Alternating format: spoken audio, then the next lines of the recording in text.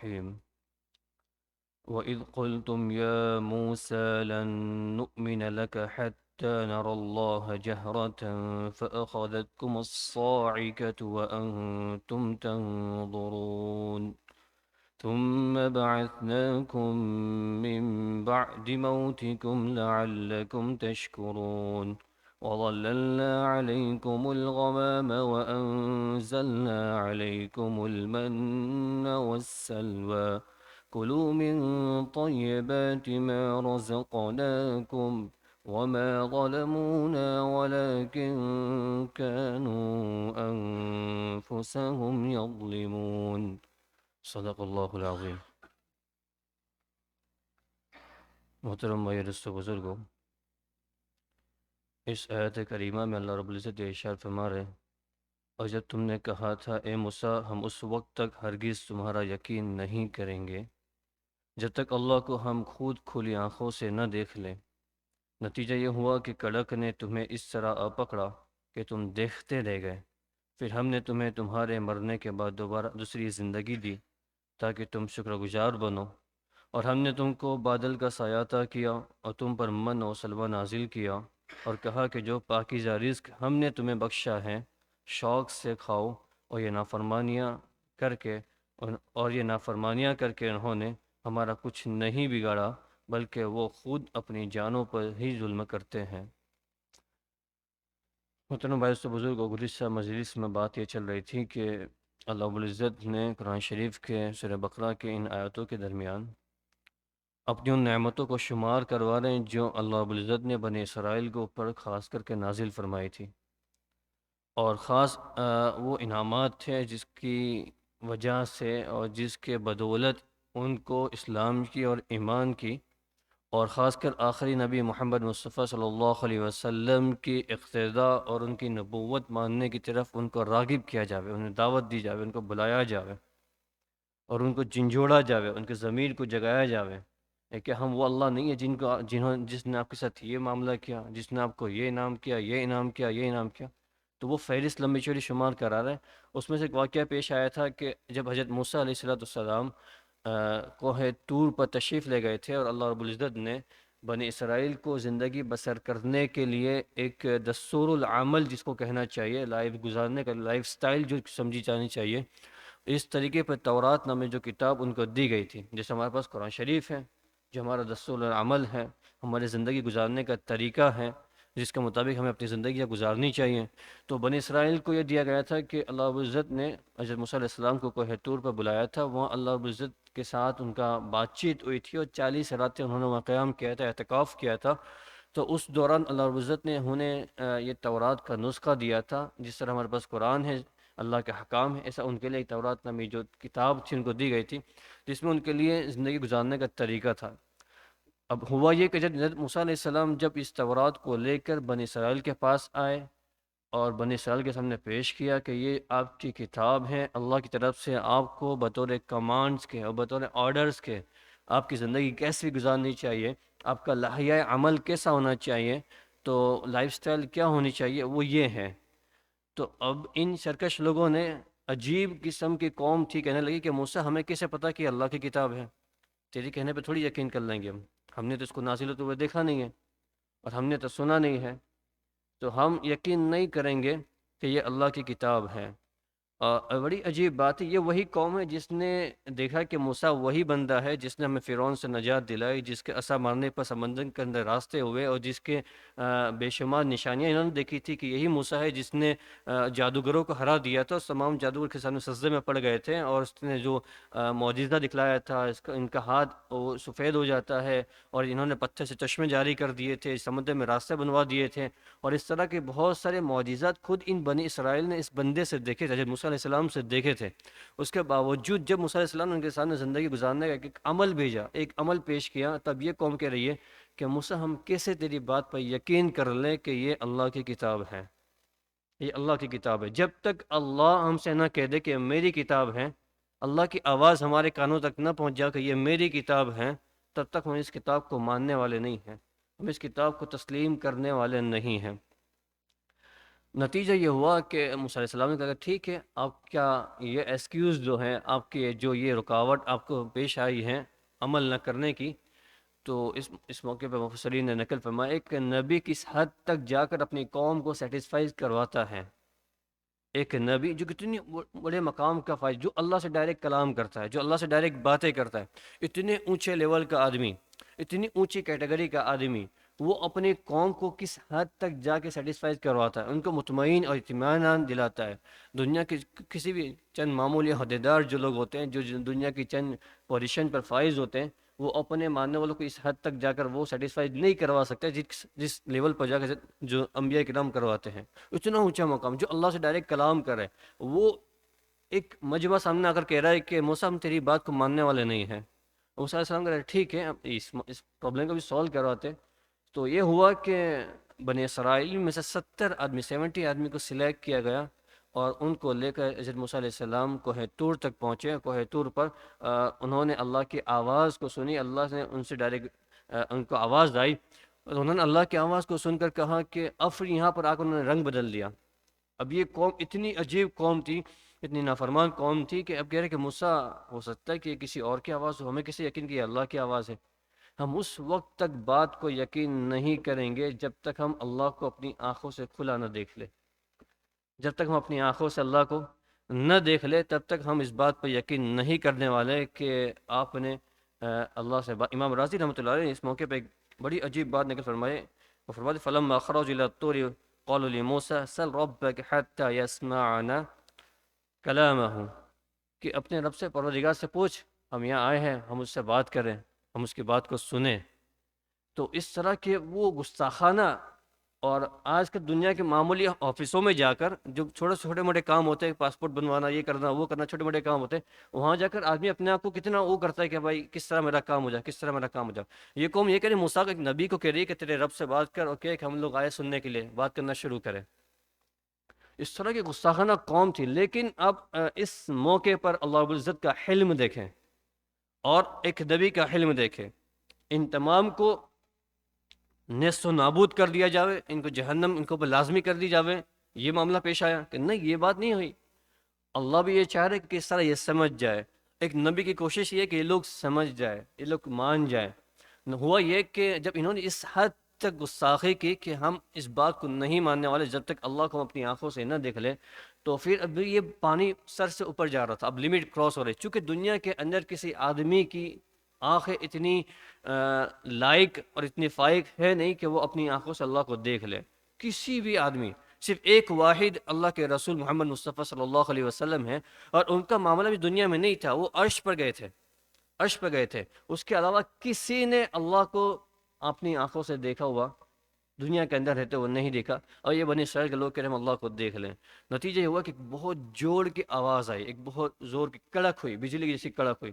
اور اس آواز کی وجہ سے سارے کے سارے ایک روایت کے مطابق کہ سارے مر گئے، اور بعض روایتوں میں آتا ہے کہ وہ بے ہوش ہو گئے۔ اور اس کے بعد موسیٰ علیہ السلام نے اللہ سے عرض کیا کہ یا اللہ، ویسے ہی بنی اسرائیل بدگمان ہیں مجھ سے، وہ بڑی بڑی باتیں مجھ پر تہمتیں لگاتے، الزام لگاتے رہتے ہیں۔ ان 70 لوگوں کو لے کر آیا تھا، اگر یہ ہلاک ہو گئے، ختم ہو گئے، تو وہ لوگ قوم میرے اس پر باقی الزام تراشے کرے گی کہ موسیٰ نے کہیں لے جا کر ہمارے 70 آدمیوں کو مار دیا،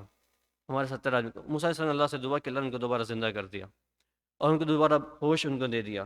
تو اس طرح کے معاملات ان سے پیش آتے رہتے تھے، اور اللہ نے اتنے نیچے اتر تک اپنے لیول سے، اور ایک نبی اپنے نیچے اتر کر اتنے لیول سے ان کو باتیں سمجھانے کی کوشش کی۔ علماء کرام نے اس موقع پر اس کی تفسیر میں ایک بڑی اہم بات نقل فرمائی ہے کہ دین کے معاملے میں زیادہ سوال کرنا اور زیادہ سوالوں کے اندر پڑھنا جس کا تعلق عمل سے نہ ہو، جس کا تعلق ہمارے اعمال سے نہ ہو، اعمال کی عبادتوں کے طریقے ضرور معلوم کریں، اس پہ پوچھیں گے، لیکن جو اس طرح کے سوالات، اس طرح کے معاملات ہیں، وہ آدمی کو گمراہی کے علاوہ، اللہ کی ناراضگی کے علاوہ، اللہ کو ناراض کرنے کے علاوہ اور کوئی فائدہ دینے والا نہیں ہے۔ کل کو کوئی آدمی کھڑا ہو جائے کہ اللہ کے رسول کے والد کا دین کیا تھا، حضور کے دادا کا دین کیا تھا، حضور کی امی کا دین کیا تھا، اس طرح کے وہ سوالات ہیں۔ آج کے سوشل میڈیا پر دیکھیں اب سینکڑوں اس طرح کے سوالات گم رہے ہیں، اور ہمارے نوجوان طبقہ اس کو ایک یونیک چیز سمجھ کر، اس کو کھیلنے کی چیز سمجھ کر اس کے اندر الجھ رہی ہے، اور وہ اسکالرس کو چیلنج کر رہے ہیں۔ اسکالرس کو وہ چیلنج کر رہے ہیں، وہ دو چار لائنیں پڑھ کر اور دو چار ویڈیوز دیکھ کر وہ ایک مولوی کے سامنے کھڑے ہو کر اس سے سوال کرتے کہ یہ ہوا یہ ہوا. بھائی یہ وہ سوال نہیں ہے جس سے اپنی اللہ کے رسول صلی اللہ علیہ وسلم نے ارشاد فرمایا صحابہ اس طرح کے سوال کرتے تھے. ایک مجلس کے اندر اللہ کے رسول صلی اللہ علیہ وسلم بیٹھے ہوئے، تو اللہ کے رسول صلی اللہ علیہ وسلم نے ایک صحابی آیا، پوچھا رسول اللہ آپ کے پاس تو وحی آتی ہے، آپ کو فرشتہ سب بتا دیتے ہیں، آپ مجھے بتائیں میرا والد کون ہے. وہ اپنے باپ کو جانتے تھے، اپنے والد. حضور نے سخت ڈانٹ دیا، منع کر دیا کہ اس طرح کے سوالات نہ کرے جو آپ کو خود اپنے آپ پر شرمندہ کر دے، جو اپنے آپ کا نقصان کروا دے. آپ کے اعمال سے کوئی تعلق نہیں رکھتا، آپ کی جنت پہ جانے سے کوئی تعلق نہیں رکھتا. آپ اپنے اعمال درست کریں، جنت میں پہنچنے کی کوشش کریں. اس طرح کے سوالات میں لگ کر بڑا المیہ یہ ہے. اور یہ اللہ معاف کرے، یہ ویسٹرن کنٹریوں کے اندر، اس مغربی تہذیب کے اندر سب سے بڑا المیہ یہ ہے کہ مسلمانوں کو اپنے دین کے اندر شک اور شکوک پیدا کروائے جائے، ان کو ڈاؤٹ پیدا کروائے جائے، تو اپنے مذہب کے اوپر ڈاؤٹ کرنے. اللہ معاف فرمائے. اور ہمارا بہت بڑا طبقہ، اللہ کسی طرح اس کو دور کرتے، ہمارے نوجوانوں کا بہت بڑا طبقہ اس کا شکار ہو چکا ہے. اس طرح کے سوال بنی اسرائیل کے حالات کو اٹھا کر دیکھیں، یہی طرز عمل انہوں نے اختیار کیا تھا. آج جو پھٹکار ہے اور ان پر جو اس طرح کی نفرتیں ہیں اور جتنا ان سے عداوت اور دشمنی پر ثواب دیا جا رہا ہے، وجہ یہ تھی کہ وہ اس طرح کے اللہ تعالیٰ کے ساتھ وہ معاملہ کرتے تھے، برتاؤ کرتے تھے. اس طرح کے بیہودہ سوال، اس کے بعد آنے والے آئندوں کے اندر وہ اللہ عزت کی طرف سے مستقل واقعہ پیش کیا گیا ہے. اس طرح کے بیہودہ سوال کرنے پر اللہ عزت نے چند آیاتوں کے بعد ہمارے سامنے ایک واقعہ پیش آنے والا. اللہ رب العزت نے بنی اسرائیل کو حکم دیا تھا کہ آپ گائے کو ذبح کریں. اب انہوں نے سینکڑوں سوال کھڑے کر دیے تھے، کسی گائے ہو، کتنی عمر کی ہو، کون سے کلر کی ہو، گھاس کھانے والی ہو یا پھلا کھانے والی ہو. اور اس طرح کے سینکڑوں وہاں پہ اللہ رب العزت خود ان کے اوپر پابندیاں لگوائی. جتنا سوال کرتے گئے اتنی پابندیاں آتی گئی، جتنا سوال کرتے گئے اتنی پابندیاں آتی گئی. تو میری گزارش یہ ہے کہ ہم اس طرح کے بیہودہ سوالات سے اپنے آپ کو بچائیں. اور اس طرح کے بیہودہ سوال، کیونکہ اس کی وجہ سے ہمارے ایمان میں، ہمارے اعمال میں کوئی فائدہ نہیں ہونے والا بجائے نقصان کے. اللہ کی ناراضگی کے علاوہ اور کوئی فائدہ ہونے والا نہیں ہے. ہاں اعمال کے متعلق سوال ہے کہ مجھے نماز میں کیسے کھڑا ہونا ہے، میرا ہاتھ کیسے اٹھانا ہے، میرے کتنی دیر رکوع کرنا ہے، کتنا سجدہ کرنا ہے، میرے اپنے مال کی زکوٰۃ کتنی لیا کرنی ہے، میرے پاس اتنا مال ہے، میں نے حج کیسے ادا کرنی ہے. اس طرح کے سوال خوشی سے پوچھیں، یہ اعمال کے متعلق ہیں، اس سے اعمال بڑھیں گے اور یہ جنت میں جانے کا ذریعہ بنے گی. لیکن اس طرح کے سوالات جو عام ایک نشہ بنا ہوا ہے اور ایک کمیونٹی کو بگاڑنے کا ایک ذریعہ ہے، اور جو ان کی چالیں ہیں، ان کا شکار ہونے سے اپنے آپ کو بھی بچا. ایک مستقل ذمہ داری سے یہ بات میں عرض کر رہا ہوں، جو ہمارے بھائی یہاں بیٹھے وہ بھی، اور جو اس ذریعے سے اپنے گھروں میں سن رہے، جہاں کہیں بھی سن رہے، اس بات کو یاد رکھے. اس طرح کے بیہودہ سوالات اپنے دین کے متعلق پیدا ہونے سے اپنے آپ کو بچائے، اپنے آپ کو پیدا ہونے سے بچائے. ایک اللہ والے کے بارے میں کتابوں میں آتا ہے، ایک اپنے زمانے کے ایک بہت بڑے ولی تھے، ایک بہت بڑے بزرگ تھے. وہ زندگی بھر وہ دین کی خدمات میں لگے ہوئے تھے. شیطان ان کے اوپر حملہ کر رہا تھا، ان کی موت کا وقت قریب آیا، موت کا وقت قریب آیا. شیطان نے آ کر ان کے اوپر اٹیک کیا، سوال کرنے لگا کہ تیرے پاس اللہ کے موجود ہونے کی کیا دلیل ہے، کہ اللہ ایک ہے، اللہ موجود ہے. وہ عالم تھے، وہ بڑے اپنے زمانے کے بڑے بزرگ تھے. انہوں نے ایک جواب دیا، دو جواب دیا، وہ جواب دیتے کہ شیطان وہاں سے سوال کرتا گیا. شیطان کو کبھی نفس کی شکل میں آتا ہے، کبھی مختلف شکلوں میں آتا ہے، اس کو ذہن کے اندر سوالات پیدا ہوتے اس طرح کے. تو وہ آنے لگا، سوال ہوتے گئے اور جواب دیتے گئے. تو انہوں نے 100 دلیلیں پیش کی اللہ کے ایک ہونے کی اور اللہ کے رب اور مالک ہونے کی. شیطان نے تمام دلیلیں توڑ دی. وہ پریشان ہو گئے، وہ اپنے ایمان کے بارے میں فکر کرنے لگے کہ یار میں مرنے کا وقت قریب ہے، کہ میرا ایمان نہ چلا جائے، کہ میں بغیر ایمان کے دنیا سے رخصت نہ ہو جاؤں. وہ کسی ایک اللہ والے سے منسلک تھے، جڑے ہوئے تھے. اس لیے جو خانقاہوں کا نظام جو لگایا جا رہا ہے، کسی اللہ والے کے ہاتھ پہ اپنا ہاتھ دے کر ان کی اطاعت میں آ جانا، ان کے اپنی زندگی کا. جس طرح ہمارے جسم بیمار ہوتے ہیں، جب ہماری جسم بیمار ہوتے ہیں ہم کسی ڈاکٹر پہ بھروسہ کر لیتے ہیں کہ ڈاکٹر صاحب میری جسم کے اندر یہ بیماری ہے. وہ جو علاج تخصیص کرتا ہے، وہ جو علاج دیتا ہے، اس کو ہم فالو کرتے ہیں، اس پر عمل کرتے ہیں. یہی طریقہ اہل اسلام کے نزدیک، مسلمانوں کے نزدیک رائج تھا کہ جب ان کی روح بیمار ہوتی ہے، جب ان کا دل مریض ہوتا ہے، دل کے اندر عداوت پیدا ہوتی ہے، دل کے اندر دنیا کی محبت غالب آتی ہیں، دل کے اندر کسی کی کینہ، بغض، عداوت، اس طرح کے بری چیزیں، برے امراض، اور نمازوں میں دھیان کا نہ لگنا، عبادتوں کو ہلکا سمجھنا، اس طرح کے واقعات جب دلوں کے اندر پیدا ہوتے تو وہ یہ کرتے تھے کسی صاحب دل بزرگ کے پاس جا کر، کسی اللہ والے کے پاس، بزرگ کے پاس جا کر اپنے دل کے حال کو پیش کرتے ہیں کہ یہ بزرگ میرے حالات یہ ہیں، اور وہ ان کے دل کا علاج کرتے تھے. اس کو یہ جو شیخ و طریقت کا جو سلسلہ ہے اس طرح سے، تو وہ یہ کہہ رہے ہیں کہ وہ ایک بزرگ تھے جو بڑی خدمات میں لگے ہوئے تھے، لیکن جب ان کا حال یہ پیش آیا تو کس طرح کشف ہو گیا ان کے شیخ ہو، ان کے جو شیخ جس کے محتاطی میں تھے، ہو جس کے انڈر میں وہ تھے، جن روحانیت کی طور پر جو ان کے ڈاکٹر تھے، جو روحانی ڈاکٹر ان کے پاس تھے، وہ ان کو اس کا احساس ہو گیا کہ ہمارا ایک شاگرد ہے، ہمارے ایک مرید ہیں، ان کے ساتھ شیطان یہ کھلواڑ کر رہا ہے۔ وہ وضو کر رہے تھے، انہوں نے وضو کا لوٹا پھینک دیا اور کہ اس شیطان سے یہ کہہ دے کہ میں بغیر دلیل کے اللہ کو ایک مانتا ہوں، مجھے اللہ کو ایک ماننے کی کوئی دلیل کی ضرورت نہیں ہے، مجھے اللہ کو اپنا مالک ماننے کے لیے کوئی دلیل کی ضرورت نہیں ہے۔ جیسے ان کی زبان سے یہ الفاظ نکلے، شیطان وہاں سے بھاگ گیا، ان کی روح قبض ہو گئی۔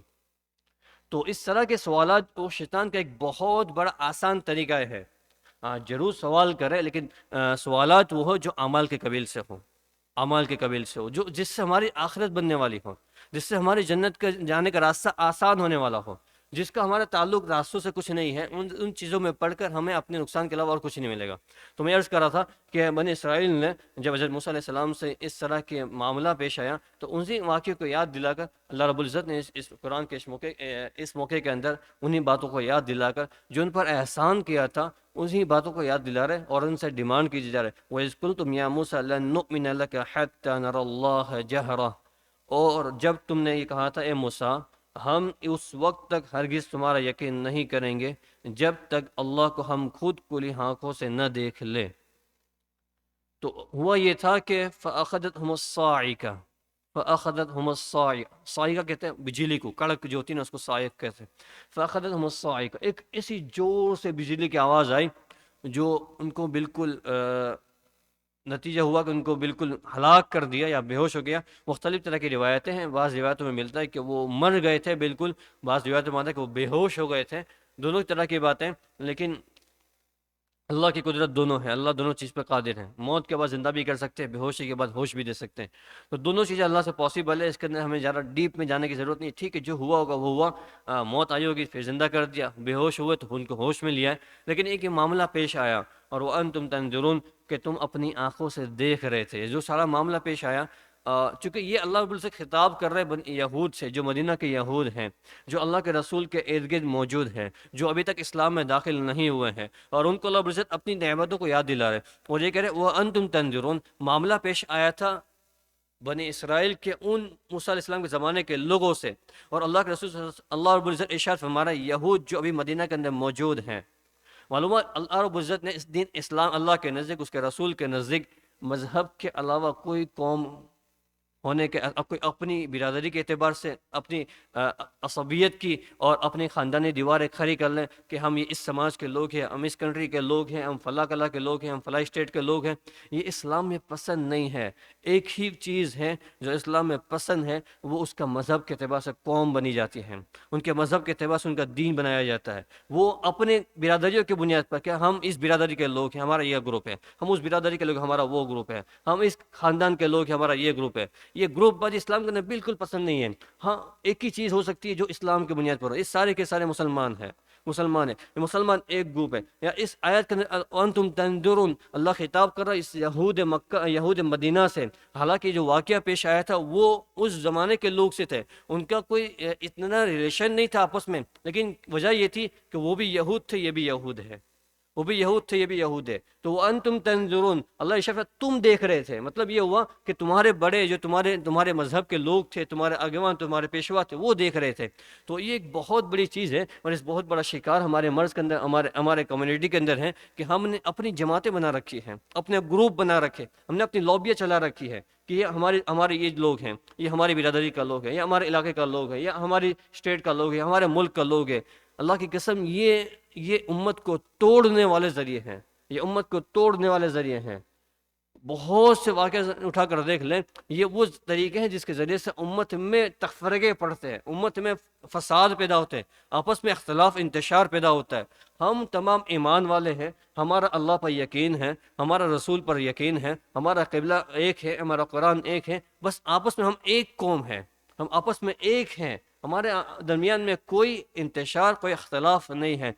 تو اس کے بعد اللہ بڑی ارشاد فرما رہے ہیں، پھر یہ فرمایا ثم بعثناکم من بعد موتکم لعلکم تشکرون، میں نے ابھی عرض کیا پھر ہم نے تمہیں مرنے کے بعد دوسری زندگی دی تاکہ تم شکر گزار بنو۔ مرنے کے بعد دوبارہ زندہ کیا تاکہ تم شکر گزار بنو۔ شکر گزار کی ڈیمانڈ کی گئی ہے۔ وجہ یہ تھی کہ تمہارے سے جو ڈیمانڈ جو تم نے کی موسیٰ سے کی تھی کہ ہمیں اللہ کی آواز سننی ہے، اللہ سے کلام کرنا ہے، آواز سننے کے بعد تم نے کہا کہ ہمیں اللہ کو دیکھنا ہے، اور اس طرح کی جو تمہاری گستاخیاں تھیں، اس طرح کی جو تمہاری ڈس رسپیکٹ تھی، اس کے باوجود ہم نے تم کو دوبارہ زندہ کر دیا، تمہیں ایک زندگی دی، ایک مہلت دی۔ تمہیں اس پہ شکر ادا کرنا چاہیے کہ اللہ ہم سے جو گستاخی ہو گئی تھی، جو ہم سے گناہ ہو گیا تھا، جو اس پر ہم توبہ کا معافی چاہتے ہیں، اور آپ نے جو زندگی دی ہے، اس زندگی کے اندر تیری اطاعت کریں، تیری فرمانبرداری کریں گے، اس تورات کے حکام کو پورے کریں گے، اس کے اوپر کوئی چیز آگے پیچھے نہیں کریں گے۔ اور اس کے بعد اللہ عزت نے اور مزید آگے انہی آیت کے بعد اللہ عزت نے اور آگے ارشاد فرمایا، اور چونکہ یہ واقعہ پیش آ رہا تھا وادی سینا کے اندر، صحرائے سینا کے اندر، اور میں نے تھوڑا سا مختصر پس منظر عرض کر دوں، وہ جو میں شروع میں عرض کیا تھا کہ حضرت یہ بنی اسرائیل جو کنعان تھے، پھر حضرت یوسف علیہ السلام کے زمانے کے اندر یہ مصر گئے، اور مصر کے بعد پھر حضرت موسیٰ علیہ السلام نے ان کو فرعون سے نجات دلا کر واپس ان کو فلسطین کی طرف، شام کی طرف ان کو لائے جا رہے تھے۔ اس دوران شام کے اندر عمالقہ نام کی قوم قابض سے اس کی حکومت تھی۔ اب ان سے کہا گیا کہ آپ عمالقہ پر اٹیک کریں اور اپنی زمین کو ان سے آزاد کروائے اور وہاں پر رہے بسے۔ انہوں نے جا کر دیکھا کہ عمالقہ بڑی طاقتور قوم ہے، ہم ان سے لڑ نہیں سکتے۔ انہوں نے جہاد سے انکار کر دیا، انہوں نے لڑنے سے انکار کر دیا، کہا کہ موسیٰ تو اور تیرا رب جا کے لڑو، ہم یہاں بیٹھے۔ تو اس گستاخی کی وجہ سے نتیجہ یہ ہوا کہ ان کو اللہ رب العزت نے اس وادی سینا کے اندر بھٹکا دیا۔ ان کو راستہ نہیں ملتا تھا، صبح چلتے تھے اور شام کو چلتے رہتے تھے، اور لیکن وہ وہاں سے نکل نہیں پاتے تھے، اور گھوم کر وہیں آ جاتے تھے۔ اسی دوران اللہ رب العزت نے اور ان کے اوپر احسان یہ فرمایا تھا، وَظَلَّلْنَا عَلَيْكُمُ الْغَمَامَ، اور ہم نے تم پر بادل کا سایہ کر دیا، اور ہم نے تم کو بادل کا سایہ عطا کیا۔ وَظَلَّلْنَا عَلَيْكُمُ الْغَمَامَ، غمام کہتے ہیں بادل کو، جو بادل چاہتے ہیں اس کو۔ وجہ یہ تھی کہ چونکہ وہ وادی سینا، صحرا، ایک فیلڈ میں، کھلی فیلڈ میں تھے، ایک کھلے میدان میں تھے، اور وہ تقریباً 10 مائل سے قریب وہ میدان تھا۔ اس کے اندر وہ گھومتے پھرتے تھے، وہ اس کے اندر وہاں کوئی عمارت نہیں تھی، کوئی سایہ نہیں تھا، کوئی درخت، اس طرح کی کوئی چیزیں نہیں تھیں جس سے ان کو سایہ ملے۔ تو اللہ رب العزت نے موسیٰ علیہ السلام ایک نبی کی بدولت، نبی کی برکت سے، جب ان کو دھوپ لگتی تھی اور دھوپ ان کو ڈائریکٹ ان کی باڈی پر ٹچ کرتی تھی، ان کو تکلیف ہوتی تھی، تو اللہ ان کے ساتھ سایہ عطا فرماتے تھے بادلوں کا، وَظَلَّلْنَا عَلَيْكُمُ الْغَمَامَ، اور ہم نے تم کو سایہ عطا کیا بادلوں کا۔ اور روایت میں یہاں تک آتا کہ جب وہ جہاں چلتے تھے بادل ان کے ساتھ ساتھ چلتے تھے، بادل ان کے ساتھ ساتھ چلتے تھے۔ جیسے وہ ہم نے دیکھا بہت سے پروٹوکول ہوتا ہے جب منسٹروں کا، تو وہ دھوپ کے اندر وہ ایک چھتری، ایک امبریلا والا لے کر آدمی اس کے آگے پیچھے چلتا رہتا ہے۔ تو اس طرح بادل ان کی خدمت میں لگے، اللہ نے خدمت میں لگا دیے تھے۔ وہ جہاں بھی چلتے تھے وہ دھوپ کی تپش سے اپنے آپ کو محفوظ رکھتے تھے، اور بادل ان کے سائے میں رہتے تھے، بادل ان کو سایہ کرتا تھا۔ اور اگر فرمایا وَأَنزَلْنَا عَلَيْكُمُ الْمَنَّ وَالسَّلْوَىٰ، اور ہم نے تمہارے اوپر من و سلوہ نازل کیا۔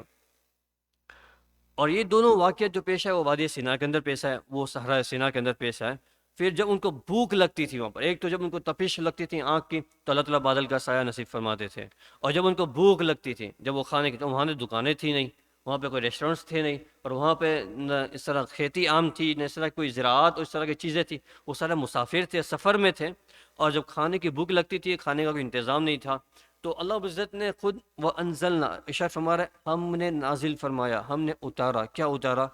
من و سلوہ، من و سلوہ۔ ہمارے یہاں عام طور پہ مسئلہ ہے، بنی اسرائیل کو اللہ تعالیٰ من و سلوہ کھلاتے تھے، ان کو میزبانی کرتے تھے۔ تو یہ دو لفظ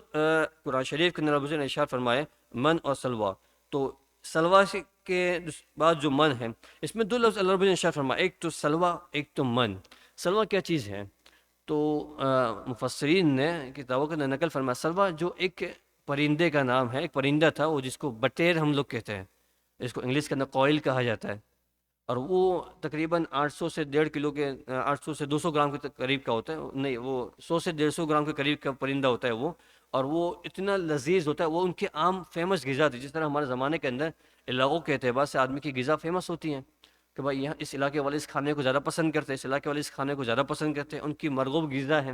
تو وہاں کے لوگوں کے لیے ایک جو بیسٹ آپشن ان کے لیے کھانے کا تھا وہ اس طرح یہ پرندہ تھا۔ تو اللہ رب العزت نے اتنی کثرت سے ان کو وہ عطا کیا تھا، اتنی کثرت سے عطا کیا تھا کہ وہ بڑے بڑے جھنڈ اور بڑے بڑے وہ آ کے ان کے آجو باجو پڑے رہتے تھے۔ عام طور پہ کسی پرندے کو پکڑنا آسان نہیں ہوتا، بڑا مشکل ہوتا ہے، لیکن چونکہ اللہ نے ان پرندوں کو خود ہدایت دی تھی کہ آپ پکڑے جانے کے اندر مزاحمت نہ کریں، آپ ان کو پکڑے جانے میں ان کو تکلیف نہ دیں. اگر وہ کوئی بنی اسرائیل کا کوئی بندہ آپ کو پکڑنا چاہے، آپ ایزی سے اس کے ہاتھ میں آ جاوے، آپ آسانی سے اس کے ہاتھ میں آ جاوے. ان پرندوں کو پکڑتے تھے، اس کو ذبح کرتے تھے، اس کو بھون کر کھاتے تھے، یا اس کو پھر وہ تل کر کھاتے تھے جس طرح وہ کھاتے تھے. اور کثرت سے وہ یہ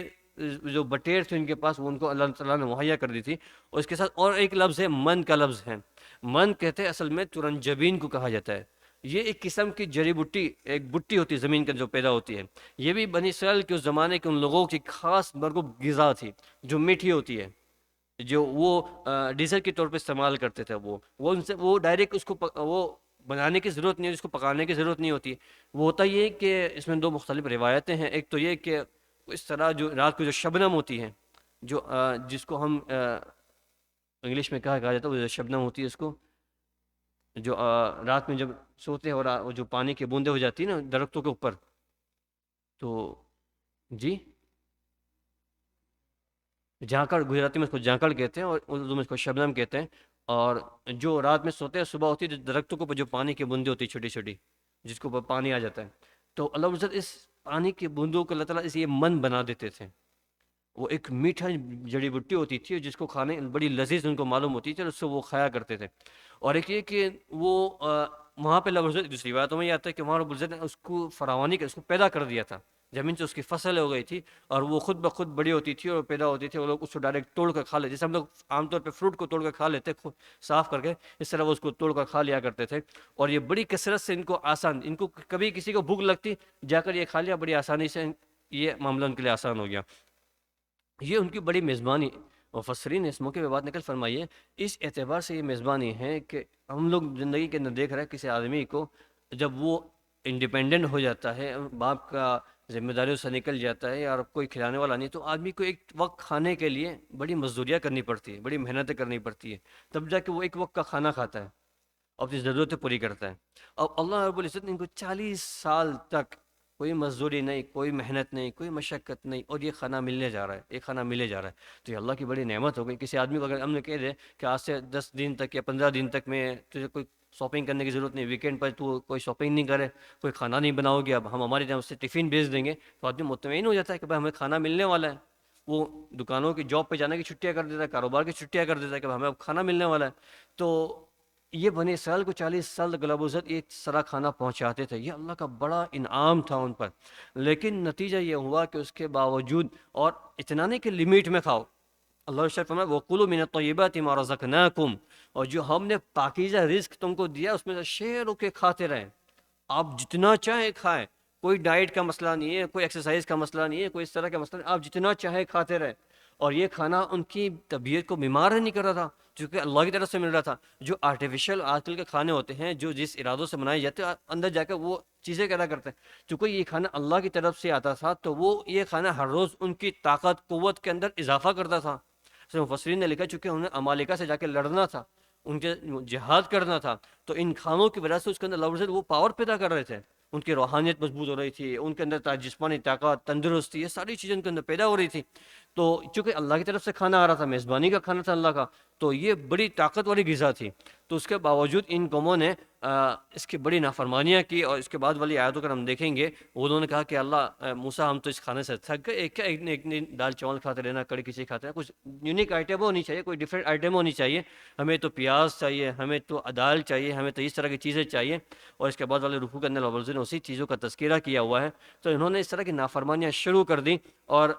پھر جب نافرمانیاں شروع کی، رب نے ارشاد فرمایا وَمَا ظَلَمُونَا وَلَكِنْ كَانُوا أَنفُسَهُمْ يَظْلِمُونَ، ہم نے ان پر کوئی ظلم نہیں کیا، بلکہ انہوں نے نافرمانیاں کر کے خود اپنی جانوں پر ظلم کیا ہے. ایک اصول ہے، ایک ضابطہ ہے، اللہ بزرگ نے ایک اصول بیان کیا ہوا ہے، اور یہ صرف بنی اسرائیل کے لیے نہیں تھا، یہ دنیا کے آخری انسان تک ہے کہ آدمی جو کوئی گناہ کرنے والا ہے، جو نافرمانیاں کرنے والا ہے، تو وہ نافرمانی کر کے خود اپنی جان پر ظلم کرتا ہے. میں نے شاید پچھلی مجلسوں میں عرض کیا تھا، ایک تو یہ کہ آدمی جو نیک اعمال کرتا ہے، تو نیک اعمال کا بدلہ اللہ تعالیٰ آخرت میں دینے والا ہے. اس اعمال کا بدلہ دنیا میں نہیں ملتا، کیونکہ اللہ کے اعمال کے اللہ کے بدلے بڑے وسیع ہوتے ہیں، اور بڑے بڑے بڑے بدلے ہوتے ہیں، اور وہ بدلے اس دنیا کے اندر کیپیسٹی نہیں کہ اس کو قبول کر سکے.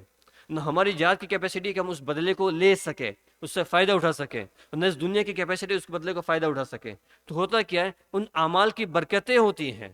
اعمال کی برکتیں ہوتی ہیں، روزی کا آسان ہو جانا، اس طرح کی جو چیزیں ہیں وہ اعمال کی برکت۔ اس طرح گناہوں کی نحوست ہے، گناہوں کی سزا نہیں ہوتی سزا، کیونکہ اللہ کی سزا بڑی وسیع ہے، اور دنیا کے اندر کسی آدمی کی طاقت نہیں کہ اللہ کی سزا کو برداشت کر دے، یا دنیا کی طاقت ہی اللہ کی سزا کو برداشت کر دے۔ اللہ بڑے، اللہ کی سزائیں بڑی ہیں۔ تو ہوتا کیا ہے، گناہوں کی نحوستیں ہوتی ہیں۔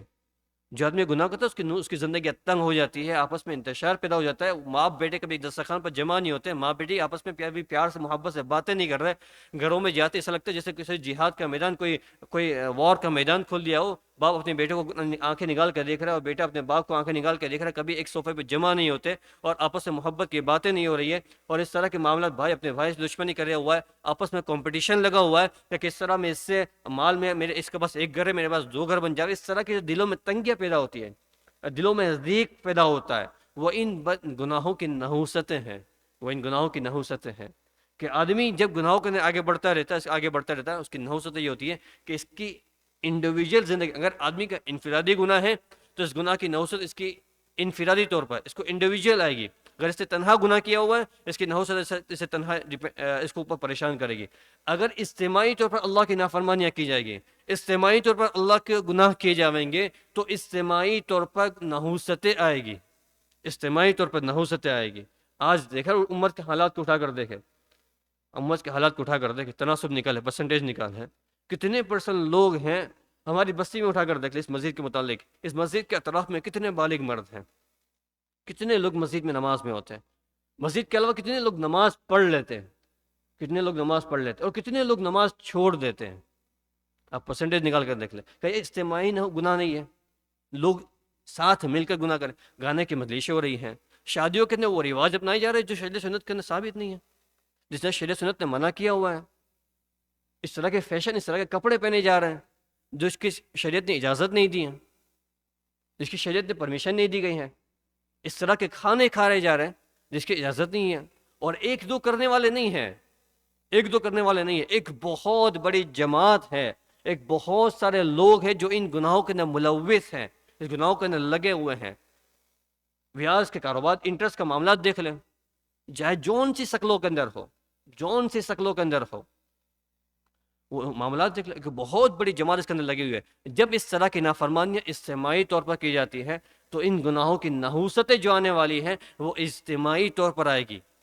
وہ اجتماعی تمام کو گرفتار کرے گی اس کے اندر، وہ ایک دو کے لیے نہیں آئے گی،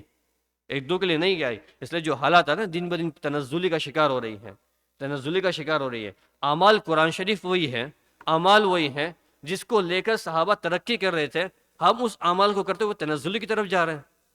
ہم اس اعمال کو لے کر ہم پستی میں جا رہے ہیں، اسی اعمال پر عمل کر کے ہم گمراہ ہو رہے، برباد ہو رہے۔ وہی تو صحابہ کر رہے تھے، تو وہ تو ترقی کر پا رہے تھے۔ وجہ یہ تھی کہ یہ جو خرافات ہے، جو اعمال کے نہ کرنے کے اندر جو کمزوریاں ہیں، اور ایک تھوڑے بہت آدمیوں نے کر لیا، چند آدمی کا مسجد میں جمع ہو کر اعمال میں جڑ جانا، اعمال میں شریک ہو جانا، اس پر اکتفا نہیں ہے۔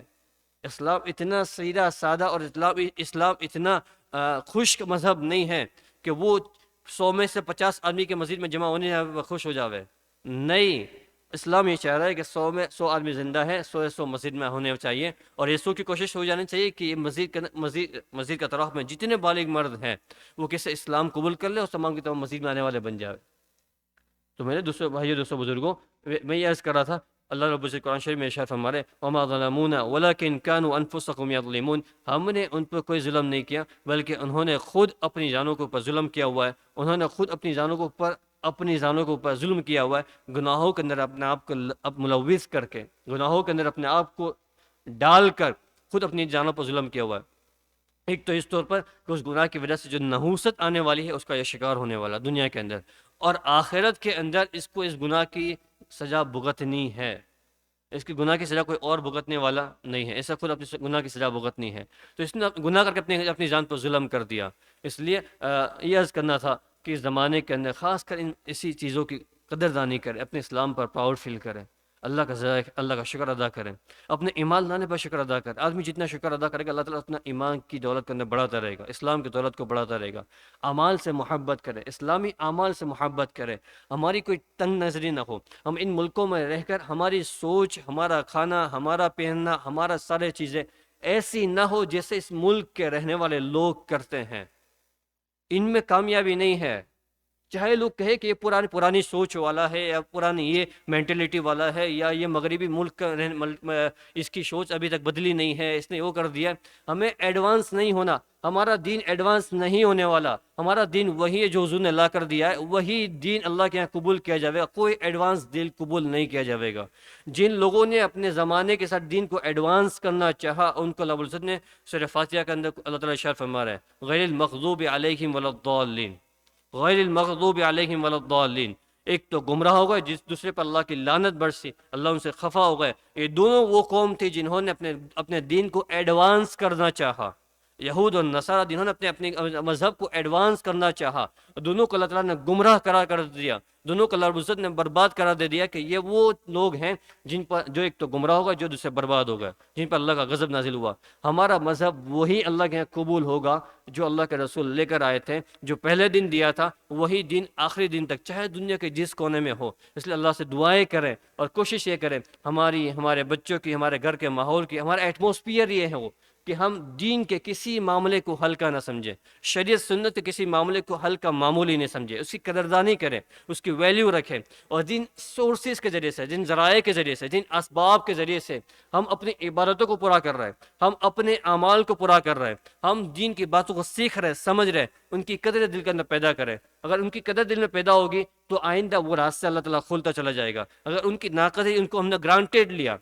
ہم نے ان کو گرانٹیڈ لیا، تو اللہ تعالیٰ ان نعمتوں کو چھین لے گا، اور ان نعمتیں اللہ تعالیٰ ہم سے بند کر دے گا اور دوسروں کو کھڑا کر دے گا۔ اس لیے اللہ تعالیٰ سے خاص طور پہ جس کی دعائیں مانگی جاوے، اور خاص کر ہمارے گھروں کا ماحول، پہننے کا رہن سہن اس طرح بنایا جاوے تاکہ 100 آدمی کے بیچ میں پتہ چلے کہ یہ آدمی مسلمان ہے، یہ آدمی مسلمان ہے، اور اپنے آپ کو مسلمان کہلائے جانے میں پراؤڈ فیل کرے۔ اللہ تعالیٰ کہنے سے عمل کی توفیق عطا فرمائے۔ وآخر دعوانا الحمد للہ رب العالمین، سبحان ربک رب العزت عما یصفون، وسلام علی المرسلین، والحمد للہ رب العالمین، آمین برحمتک۔